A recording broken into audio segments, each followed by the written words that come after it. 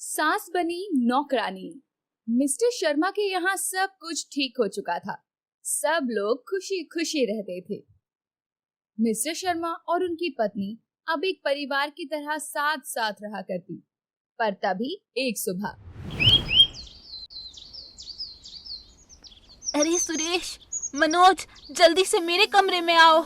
अरे क्या हो गया माँ? देखो ना बेटा, ना तो तुम्हारे पापा उठ रहे हैं और ना ही ये हिल डुल रहे हैं। तभी मनोज और दोनों बहुएं भी कमरे में आती हैं। माँ, भैया, क्या हुआ?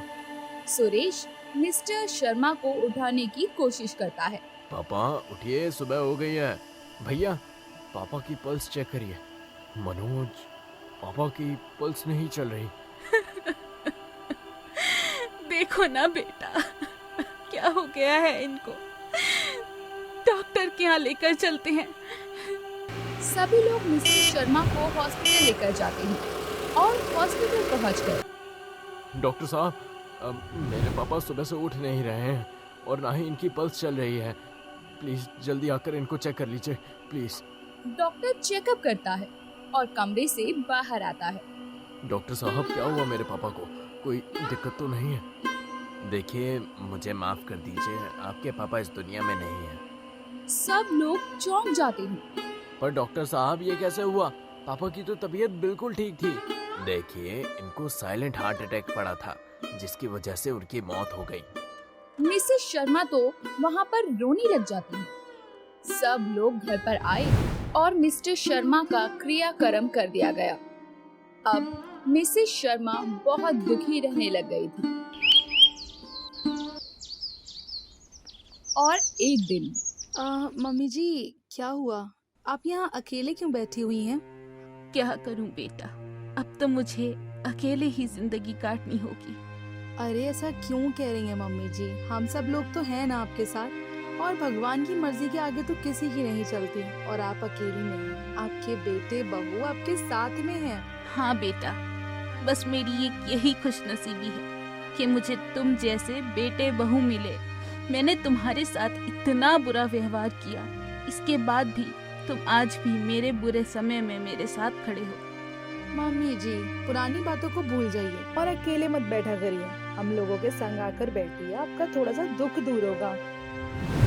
दिन कट रहे थे, तभी एक शाम। मुझे आप सब लोगों से कुछ बात करनी है। जी भैया, क्या बात है? मेरा ट्रांसफर हैदराबाद हो गया है, तो अगले हफ्ते नंदिता के साथ मैं हैदराबाद शिफ्ट हो जाऊंगा। पर बेटा, मुझे अब तुम लोगों की भी तो जरूरत है। माँ, आपकी देखभाल के लिए यहाँ पे मनोज और निशा तो हैं ही ना? हाँ मम्मी जी, आप क्यों परेशान हैं? आप चिंता मत करिए, मैं आपको कभी भी अकेला नहीं महसूस होने दूंगी। कुछ दिन बाद सुरेश और नंदिता हैदराबाद चले जाते हैं। एक दिन निशा की दोस्त रजनी उसके घर आ जाती है। और बताओ निशा, कैसी हो तुम? मैं तो ठीक हूँ, तुम बताओ, आज बहुत दिनों के बाद आई। हाँ यार, मेरे देवर देवरानी का ट्रांसफर हो गया था, तो वो चली गई थी। अब सास ससुर का सारा काम देखना पड़ता है। हाँ, हमारे यहाँ भी बड़े भैया का ट्रांसफर हो गया है, वो भी चले गए हैं। अच्छा तू बैठ, मैं तेरे लिए चाय नाश्ता लेकर आती हूँ, ठीक है? थोड़ी देर में निशा चाय और नाश्ता लेकर आती है। निशा, एक बात बता कि घर के काम तू खुद ही करती है क्या? हाँ, मैं करती हूँ, और कौन करेगा? अरे, अपनी सास से भी तो कुछ करवाया कर। नहीं यार, पापा जी के जाने के बाद वैसे भी मम्मी बहुत परेशान रहती हैं। तू बहुत ज्यादा भूली है। भूल गई वो दिन जब तेरी सास तुझ पर कैसे कैसे जुल्म किया करती थी और कैसे कैसे उसने तेरे को चोरी के केस में फंसा दिया था। अब वक्त है तेरा बदला लेने का। थोड़ी देर बात करके रजनी अपने घर चली जाती है, पर निशा उसकी बात को बार बार सोचने लगती है। निशा बेटा, सुबह से तुमने नाश्ता नहीं बनाया, मुझे बहुत तेज भूख लग रही है। कुछ चाय नाश्ता बना दे बेटा। मम्मी जी, आप खुद ही जाकर बना लीजिए, मेरा आज मन नहीं कर रहा है। गर्मी बहुत है और आज किचन में खड़ा नहीं हुआ जाएगा मुझसे। निशा बेटा, क्या हो गया? तेरी तबीयत तो ठीक है ना? मम्मी जी आप यहाँ से चली जाइए और मुझे अकेला छोड़ दीजिए। मिसेस शर्मा वहाँ से चली जाती हैं। अब दिन ब दिन निशा का व्यवहार मिसेस शर्मा से खराब होने लगा था।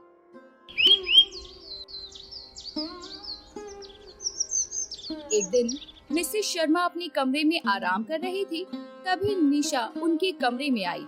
मम्मी जी आप सुबह से लेकर शाम तक इस बिस्तर पर पड़ी रहती हैं।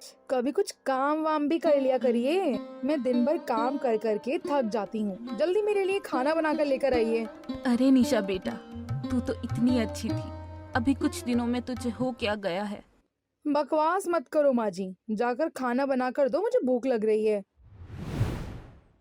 कुछ ही देर बाद निशा की दोस्त रजनी आती है। और बता निशा, कैसी है तू?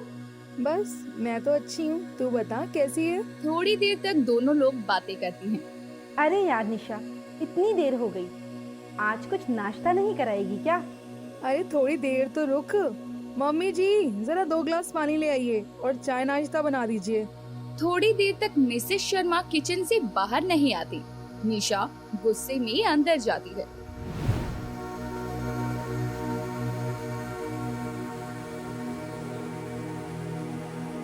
क्यों रे बुढ़िया, तुझे सुनाई नहीं पड़ता? इतनी देर से मैं तुझे आवाज दे रही हूँ, तू जानबूझकर बाहर नहीं आ रही है ना, ताकि मेरी सहेली के सामने मेरी नाक कट जाए? बेटा मुझे माफ कर दो, मुझे सुनाई नहीं पड़ा। बेटा बहू बात करते हैं तब तो बहुत जल्दी हर बात सुनाई पड़ जाती है बुढ़िया को। चलो 1-2 गिलास पानी और चाय नाश्ता लेकर आओ बाहर। थोड़ी देर बाद मिसेस शर्मा भी वहाँ आ जाती है। अरे निशा, तूने बताया नहीं कि तूने नौकरानी रख ली है? अरे नहीं यार, नौकरानी नहीं है, ये मेरी सास है। दिन भर बस पड़ी पड़ी खाती रहती है, काम की न काज की। मिसेस शर्मा आंखों में आंसू लिए चली जाती है और उसी शाम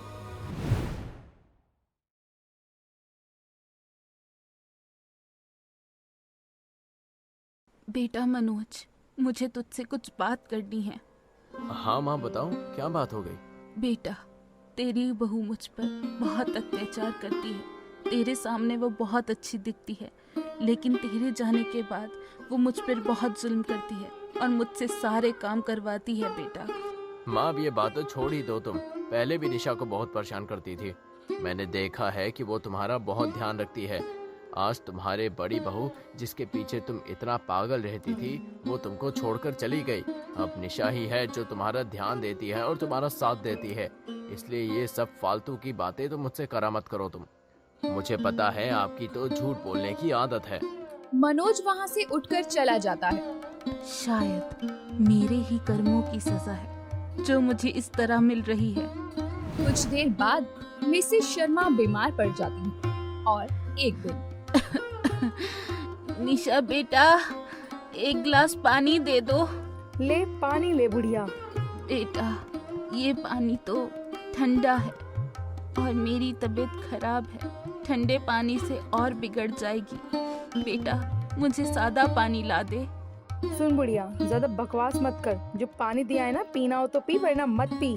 मिसेस शर्मा की तबीयत और खराब हो जाती है, पर थोड़े दिन बाद दवाइयों से वो फिर से फिट हो जाती हैं। और एक शाम बेटा मुझे सुरेश के पास भेज दे, तेरी पत्नी तो मुझ पर बहुत जुल्म कर रही है। अरे क्या माँ, तुमने फिर वही बातें शुरू कर दी। वो तुम्हारा इतना ध्यान रखती है और तुम फिर इस तरीके की बातें उसके बारे में बोल रही हो, वो भी झूठ। आखिर तुम्हें दिक्कत क्या है उससे? मनोज गुस्सा होकर घर से बाहर चला जाता है। तभी निशा आती है। बुढ़िया तेरा दिमाग खराब हो गया है, तू मेरे बारे में मेरे पति से शिकायत करेगी? अभी रुक, मैं तुझे इस घर से बाहर ही देखती हूँ। अगले दिन मनोज ऑफिस के काम से कहीं बाहर जाता है। तभी निशा मिसेस शर्मा के कमरे में आती है। चल बुढ़िया, अपना सामान उठा और निकल घर से बाहर। अरे निशा बेटी, मेरे साथ ऐसा क्यों कर रही है? मैं इस बुढ़ापे में कहाँ जाऊंगी? क्यों? उस दिन तो अपने बेटे से बड़ा शिकायत कर रही थी ना। मेरी क्या, मुझे मेरे बड़े बेटे के पास भेज दो। अब घर से निकल और तुझे जहाँ जाना है जा।